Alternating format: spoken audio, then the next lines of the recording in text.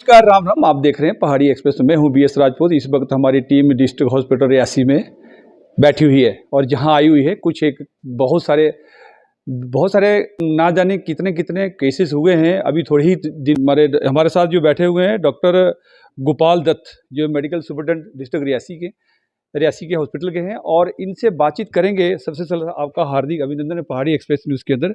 सवाल इसी पेशेंट के साथ, सबसे पहले सर उसके ऊपर आप क्या कहेंगे? Thank you. 22 को ये 22 तारीख का इशू है बेसिकली।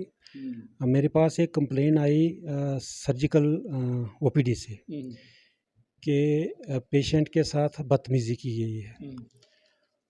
तो बेसिकली बदतमीज़ी भी मैंने वो जो उनकी तरफ से जो एप्लीकेशन आई तो मैंने उस पर इंक्वायरी बिठाई हुई है, वो देख रही हैं।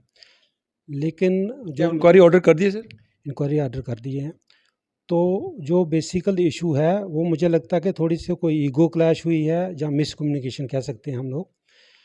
तो पेशेंट आया तो डॉक्टर साहब थोड़े बाहर थे, तो उन्होंने बैठने के लिए बोला होगा। तो जो वहाँ पे सिस्टर थी उसने कहा कि आप बाहर वेटिंग एरिया में बैठ दीजिए। तो शायद उन्होंने कुछ समझ नहीं पाए, तो उन्होंने बोला कि मैं यहाँ पे क्यों नहीं बैठ सकता। बस उसी बात पे थोड़ी सी ईगो क्लैश हो गई, तो वहीं से हो गया। फिर डॉक्टर साहब के लिए बोलते हैं कि उन्होंने बदतमीज़ी की है, धक्का मारा, मुक्का मारा। तो उसके लिए जो वहाँ पे लोग थे उनका और साथ में मैं स्टाफ का जितने भी हैं उनकी एक्सप्लेनेशन निकाल ली है। तो अब इंक्वायरी होगी इसकी। तो इंक्वायरी के बाद क्या सर वहाँ कोई सीसीटीवी कैमरे नहीं थे क्या सर?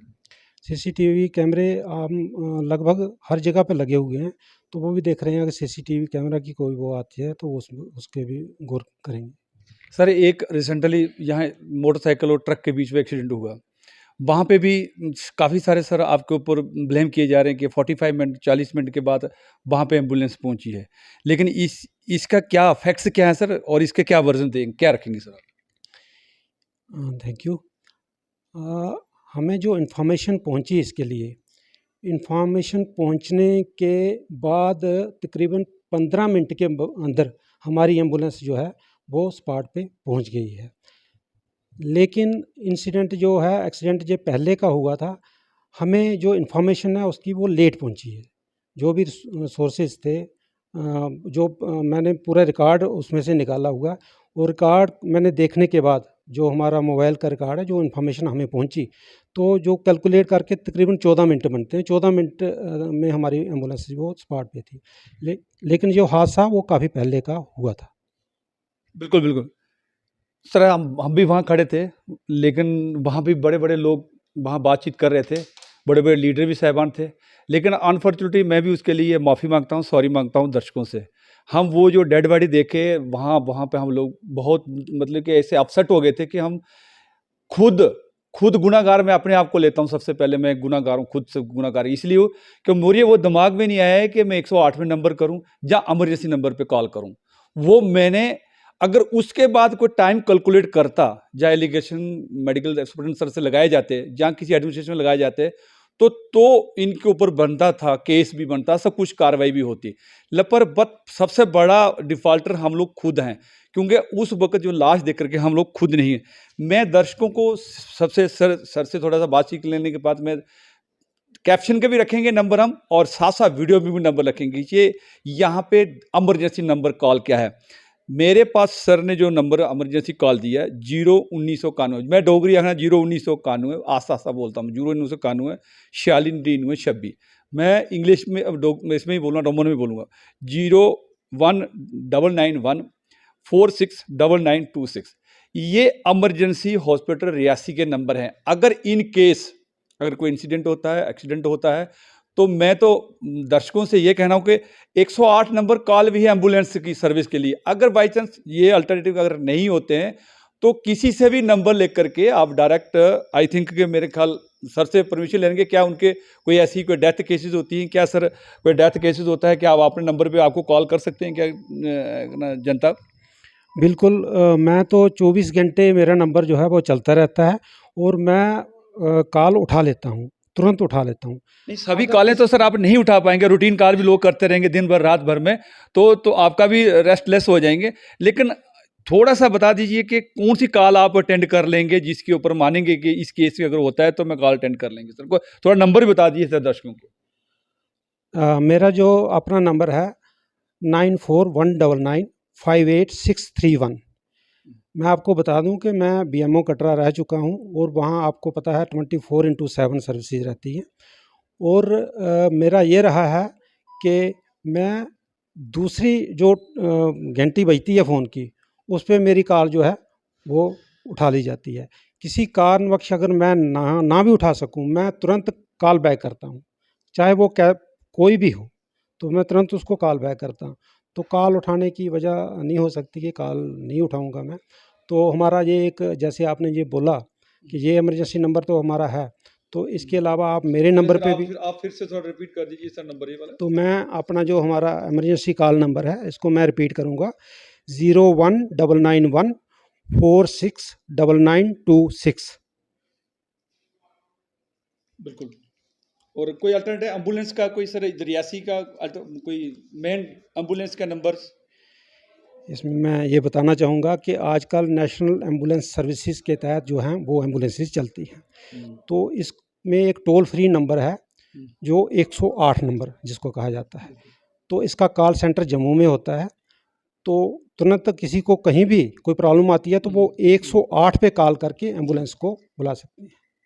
चलिए सर, बाकी यहाँ पे जो एडमिनिस्ट्रेशन की तरफ से देखा गया है कि जहाँ बहुत सारी शिकायतें आती रहती थी कि टाइमली एम्बुलेंस नहीं पहुँचती, क्या आपके पास स्टाफ पूरा है कि नहीं है सर? देखो, हमारे पास 4 एम्बुलेंसेस ऑन द रोड हैं, 24/7 रहती हैं, और हमारे पास ड्राइवर भी 4 हैं। तो ऐसा नहीं, हाँ, अगर थोड़ा टाइम का आगे पीछे कभी-कभी रोड जाम होता है उसकी वजह से, या कभी-कभी जैसे अभी आपने ज़िक्र किया कि हमें जो इन्फॉर्मेशन लेट पहुंची, ठीक है? तो जब इन्फॉर्मेशन आएगी तो तभी हम एम्बुलेंस भेजेंगे ना, उसके बगैर नहीं हो सकता। नहीं, कहीं हेल्थ सेंटर में सर एम्बुलेंस रियासी है कहाँ पे इस वक्त? कहीं जो हेल्थ सेंटरों में भी है कि एम्बुलेंस कोई एम्बुलेंस फैसिलिटी कोई? एम्बुलेंस सर्विसेज जो है वो सीएससी लेवल तक होती हैं। अच्छा। सीएससी लेवल तक होती हैं, सब सेंटर लेवल पे एम्बुलेंसेस नहीं होती। और मैं आपको बताना चाहूँगा कि जो सब सेंटर हमारे होते हैं वो basically primary health care units होती हैं, तो उनमें एम्बुलेंसेस नहीं रहती हैं। सर लास्ट में ये एक सवाल रहेगा आपके साथ कि यहाँ डॉक्टर कितने ऑथराइज हैं और स्टाफ कितना ऑथराइज है? पूरा फुल स्ट्रेंथ है कि जहाँ कोई डेफिशिएंसीज हैं सर? क्योंकि लोग काफ़ी फेस कर रहे हैं सर, कहाँ जहाँ डॉक्टर कोई बाहर से आते हैं, कोई कहीं से आते हैं। एक्चुअली टाइमली लोग तो कंप्लेंट लोगों की, तो मैं तो नहीं कहता कि 100% गलत होगी और सही भी हो सकती है, क्योंकि टाइमली यहाँ पे फैसिलिटी को थोड़ा सा पहले से ही डगमगा रखी है। इसके ऊपर आप क्या कहेंगे कि कहाँ कमियाँ हैं सर?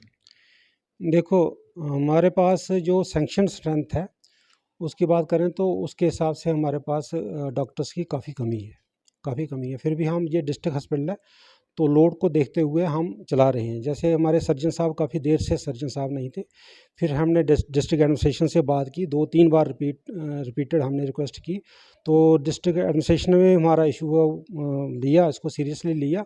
तो अभी जो सर्जन जो एमएस सर्जरी हैं, ठीक है, वो हमारे पास आए हैं, तो वो सर्जरी वगैरह कर रहे हैं। सर बाकी यहाँ पे फैसिलिटी जो टेस्ट फैसिलिटी है, जैसे मशीन्स हैं, तो कौन कौन सी मशीन इस वक्त फैसिलिटी अवेलेबल है सर हॉस्पिटल के अंदर सरकार की तरफ से? गवर्नमेंट की तरफ से जो डिस्ट्रिक्ट लेवल पे जितने भी टेस्ट होते हैं वो हमारे पास सभी उपलब्ध हैं। सब ये है सर, सभी उपलब्ध हैं। बाहर नहीं जाना पड़ेगा सर? नहीं, बाहर नहीं जाना पड़ेगा, जो डिस्ट्रिक्ट लेवल की फैसिलिटी है वो मिलेगी। सर और क्या कोई संदेश देना चाहेंगे जनता के लिए, पब्लिक डोमेन के लिए, जनता के लिए कोई प्रॉब्लम्स या कुछ और कुछ बताना चाहेंगे, कोई सलाह देना चाहेंगे किसी को? मैं यही कहना चाहूँगा कि हमारी डायरेक्ट पब्लिक डीलिंग होती है। हमारा डिपार्टमेंट एक ऐसा है कि डायरेक्ट हमारी पब्लिक डीलिंग होती है, और इसमें कभी-कभी रश ज़्यादा होता है और कभी-कभी पेशेंस रखना पड़ती है थोड़ी ना। वो चाहे आप लाइन में खड़े होने का इशू बोल लें, या डॉक्टर को की उसको प्रेजेंस की बात करें, तो थोड़ा सा संयम रखिए। और अगर किसी को कहीं भी कोई मुश्किल आती है तो मैंने नंबर भी दे रखा है, और मैं यहीं पे रहता हूँ 24/7 थर्ड अवेलेबल। फ्लोर में बैठते हो सर? बिल्कुल, बिल्कुल। तो आप कभी भी फ़ोन भी कर सकते हो, कॉल भी कर सकते हो, मुझे जहाँ पे आके मिल भी सकते हैं। चलिए शुक्रिया जनाब। ये थे हमारे मेडिकल सुपरिटेंडेंट सर। इन्होंने बहुत अच्छी बात बोला है कि कोई भी किसी पेशेंट को प्रॉब्लम आती है, बजाय दंगा फसाद लड़ाई झगड़ा करने के बजाय सबसे पहले आप कंसल्ट करें नेक्स्ट सीनियर ऑफिसर को। हालांकि डॉक्टर साहबान थोड़े बहुत, मैं तो हम भी मानते हैं कि फ्रस्ट्रेट रहते हैं। इतना हर पेशेंट आता है तो पेशेंट आने के बाद बोलता है कि मेरा नंबर पहले आए और मेरे को हो जाए काम और बाद में बाकी वालों को सब बाद में जाए। लेकिन चलो डॉक्टर साहब उससे डिसाइड करते हैं कि किस पेशेंट को कौन सी मेरिट में देखना है, जहाँ क्या रूटीन में देखना है, जहाँ इमरजेंसी देखना है, जहाँ हो सकता है कि ना जाने। उन्होंने डॉक्टर साहब ने स्टूडेंट सर ने बता दिया है कि जहाँ पे डेफिशिएंसीज बहुत हैं, और डेफिशिएंसीज को देखते हुए, डेफिशिएंसीज यहाँ ही नहीं है, मैं तो कहता हूँ डेफिशिएंसी पूरे हिंदुस्तान में है। एक सर्वे हुआ था, एक डॉक्टर 800 या 1000 आदमी के पीछे रहता है, इस हिंदुस्तान की मैं बात कर रहा हूँ। बाकी तो यहाँ डिस्ट्रिक्ट की बात छोड़ दीजिए, यहाँ तो किसी भी हॉस्पिटल की बात नहीं है, ये सभी डिपार्टमेंटों के अंदर यहाँ पे ऑलमोस्ट डेफिशिएंसी मिलती है, जिसके वजह से क्राइसिस होता है। क्राइसिस होने की वजह से जो वर्तमान में सर्विंग पर्सन होते हैं उनको फेस करना पड़ता है। चलिए मैं इससे ज़्यादा और नहीं करते हैं। माननीय मनोज सिन्हा जी अगर हमारी वीडियो को देखते हैं तो यहाँ हॉस्पिटल रियासी के ऊपर थोड़ा सा गौर फरमाया जाए। जो डेफिशिएंसीज हैं, जो जनता की आवाज़ बन के सर के पास आए हैं वर्जन लेने के लिए, क्योंकि हम लोग बहुत देख रहे थे यहाँ पे कि सर को कोसा जा रहा था, सब चीज़ें यहाँ कोसी जा रही थी। लेकिन इसमें कुछ एक सत्य हम निकालने के लिए, यहाँ सत्य दिखाने के लिए कि क्या सच है क्या झूठ है, इसके लिए हम लोगों ने सर से आपका वर्जन लिया। अब लोगों का काम है, पब्लिक का काम है कि इसके ऊपर क्या राय रखेंगे। क्या सर ने सही बोला, क्या हमने सही सवाल किए कि नहीं किए। अगर कहीं और भी कुछ कमी होती है तो कमेंट बॉक्स आपके लिए फ्री है, और वहाँ पे आप कमेंट कर सकते हैं, आप वीडियो शेयर कर सकते हैं, आप कंप्लेंट शेयर कर सकते हैं। और हम अपने दर्शकों, पहाड़ी जनता के लोगों से, दर्शकों से यही वादा करते हैं ऑन बिहाफ ऑफ दत्ता साहब की तरफ से कि हम इनको हर हालत आपकी प्रॉब्लम को तत्काल व्हाट्सएप में शेयर कर सकते हैं चैनल की तरफ से। हम पहाड़ी लोगों, गांव लोगों का यही फैसिलिटी हमें उम्मीद करते हैं कि चला आगे। हमें कई बार हम लोगों ने कटरा में भी लोगों की आती थी बातचीत, तो हम सर को कॉल करते थे, तो मुझे तो नहीं लगा कि ये प्रॉब्लम को सॉल्व नहीं कर पाए। इन्होंने तुरंत बहुत सारी प्रॉब्लम कटरा के अंदर, हालांकि सर से मेरी कोई जान पहचान नहीं थी, हमें अननोन थे, लेकिन फिर भी ये कटरा के अंदर भी रहने के बाद तत्काल कॉल करते थे, तो तत्काल इन्होंने कई फैसिलिटी, कई लोगों को जो आउट ऑफ टर्न भी फैसिलिटी दिए हैं। ये इतनी क्षमता रखते हैं, बहुत नाइस ऑफिसर्स हैं मेरे हिसाब से। बाकी आपके हिसाब से कैसे है, आप अपना राय रखिए, और राय रखना आपका अधिकार है। चलिए कैमरामैन के साथ मुझे इजाजत, नेक्स्ट वीडियो के साथ फिर मिलूंगा। जय हिंद, नमस्कार।